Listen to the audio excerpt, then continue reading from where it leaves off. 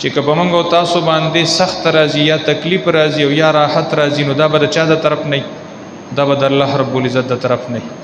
که موږ او تاسو ته فتح ملاویږي دا به د چا د طرف نه دا به د الله رب العزت د طرف نه که موږ او تاسو باندې یو ټیم کې تکلیف راشي یو موقع باندې موږ او تاسو ته شکست شي نو دا به د الله رب العزت د طرف نه او زموږ او تاسو به امتحاني دیو جن موږ او تاسو به کوشش هغه د دې خبرې کو چې دا یقینونه زموږ او تاسو مضبوطي دنیا اسم یو رس پاتې کېدونکې ده مرګ چې کم دینو دا لازمي نه ده چې تا ته د جهاد په میدان کې راشي خیالم ده مرګ به هر صورت راتلون کې ده خو چې دنه دا جذبه موجودي چې کمال مرګ راځي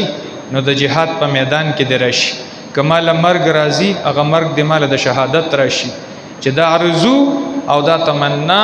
او دا یقین دا زمونږ استادو په زړونو کې هر ټیم دا سي دا موجودي او د دې یقین په بنیاد باندې با په دنیا کې مونږ او تاسو بیا سرخرو کیږو په دنیا کې به مونږ او تاسو کامیابیږو او په دنیا کې به الله رب العزت مونږ او تاسو ته دغه ټول دنیا د رهنمای هغه درجه او د قشانتي او د ټول دنیا د رهنمای هغه مرتبه به الله رب العزت بیا مونږ او تاسو ته راکړي خو شرط په کې دی چې زمونږ استادو سي یقینونه دا به زمونږ استادو بالکل سي هغه به مضبوطي